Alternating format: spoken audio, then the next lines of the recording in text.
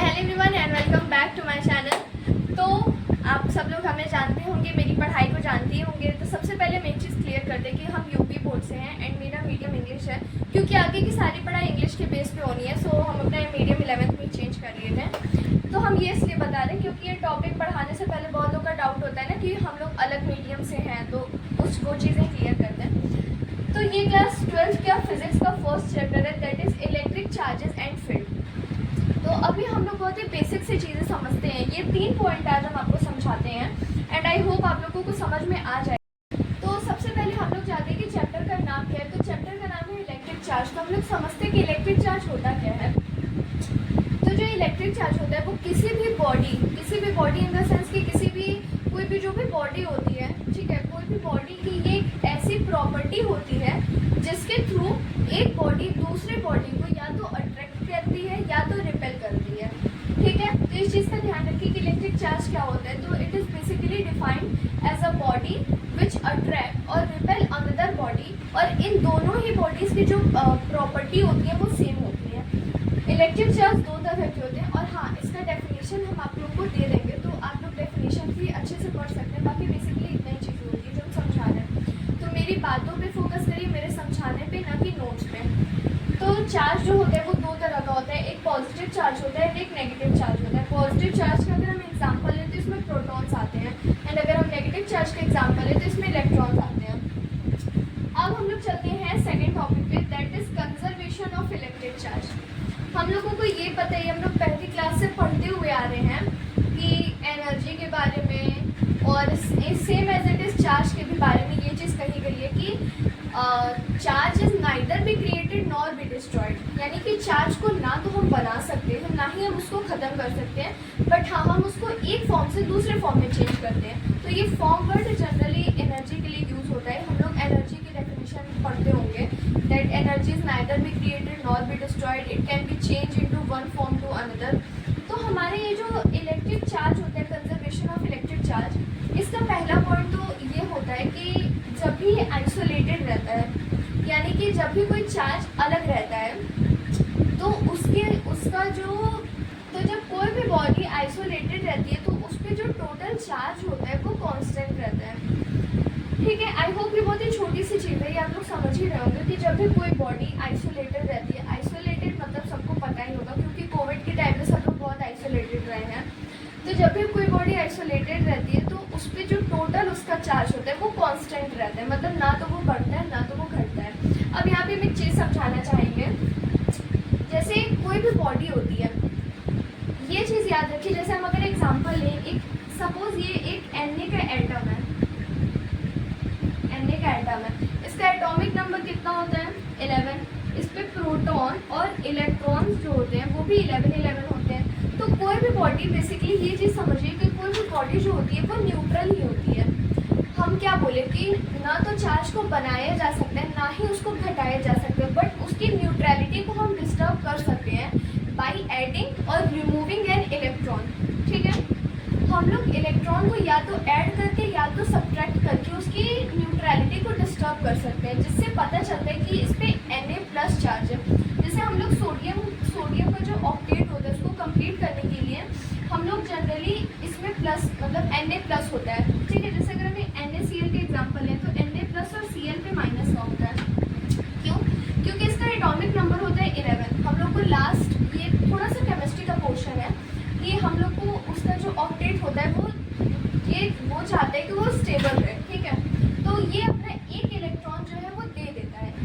तो जब ये एक इलेक्ट्रॉन देता है तो इसमें प्लस का चार्ज आता है, और जो इलेक्ट्रॉन लेता है उसमें माइनस का चार्ज आ जाता है, ठीक है। इसको ऐसे भी समझ सकते हैं, क्योंकि जब हम समझते थे तो हमको बहुत कन्फ्यूजन होती थी। इसको हम लोग ऐसे समझ सकते हैं कि पहले इसके में 11 इलेक्ट्रॉन थे, हम लोग इसको 2, 8, 18, 32, ये चीज़ आप लोग केमिस्ट्री में पढ़ लोगे, तो उसके अकॉर्डिंग हमें इसको 10 बनाना था। और ये जो क्लोरीन होता है, अगर इसका आप लोग निकालेंगे तो hydrogen, helium, lithium, beryllium, boron, carbon, nitrogen, oxygen, fluorine, neon, sodium, magnesium, aluminium, silicon, phosphorus, sulphur, chlorine 15, 16, 17, इसका 17 होता है। हम लोग इसका निकालें तो इसका एटॉमिक नंबर 17 होता है। तो अगर इसको एक इलेक्ट्रॉन और दे दिया जाए तो ये 18 हो जाएगा। तो क्लोरीन को एक इलेक्ट्रॉन चाहिए और इसको अपने से एक इलेक्ट्रॉन निकालना है, ठीक है। तो इसको निकालना है तो इस पर प्लस चार्ज आ जाएगा एंड ये दिया तो इस पर माइनस चार्ज आ जाएगा। एनीवे ये तो फिर थोड़ा केमिस्ट्री के पोर्शन की बात हुई, अपने फिजिक्स पे आते हैं।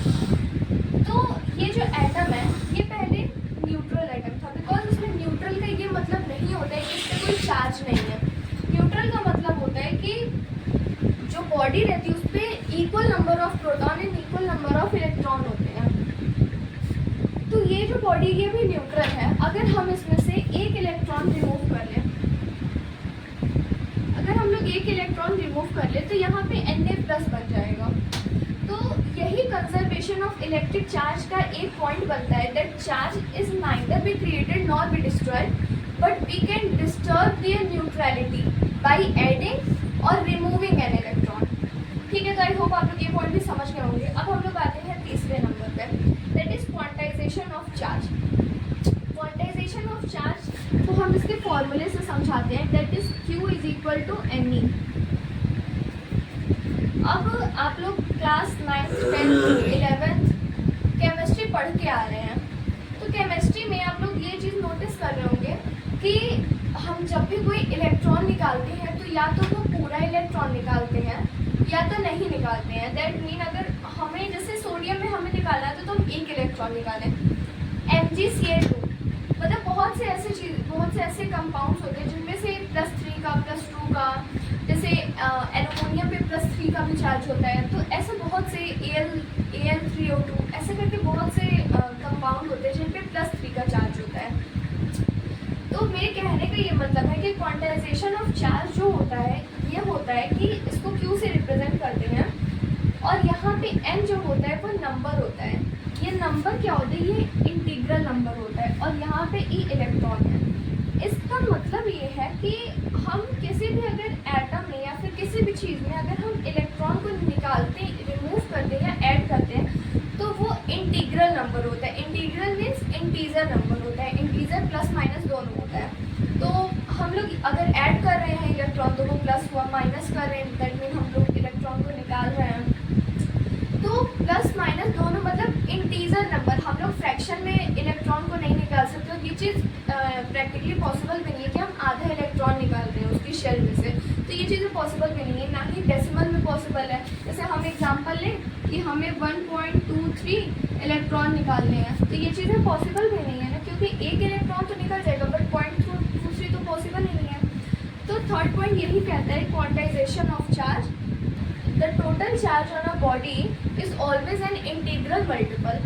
ठीक है, जो क्वांटाइजेशन ऑफ चार्ज ये क्या कहता है कि the total charge on a body is an integral multiple of that electron. ठीक है, यानी इंटीग्रल मल्टीपल यानी ये इसके मल्टीप्लिकेशन में होता है। तो ये हुआ क्वांटाइजेशन ऑफ चार्ज, मतलब कि हम किसी भी इलेक्ट्रॉन को अगर निकालते हैं तो उसको पूरा निकालते हैं, मतलब उसको किसी नंबर के थ्रू निकालती हैं। जैसे हम 2 इलेक्ट्रॉन 4 6 8 10 ऐसे इलेक्ट्रॉन्स निकालते हैं, ना कि पॉइंट डेसिमल या फिर फ्रैक्शन के थ्रू निकालते हैं। तो ये 3 बेसिक सी टॉपिक थी और मतलब इलेक्ट्रिक चार्ज क्या होता है ये आप लोग को समझ में आ गया होगा, कंजर्वेशन ऑफ इलेक्ट्रिक चार्ज क्या होता है एंड क्वांटाइजेशन ऑफ चार्ज। तो आई होप आप लोग को ये 3 पॉइंट क्लियर होंगे और इसका नोट्स भी हम आपको अभी जस्ट इसके नेक्स्ट वाली स्लाइड में दे देंगे।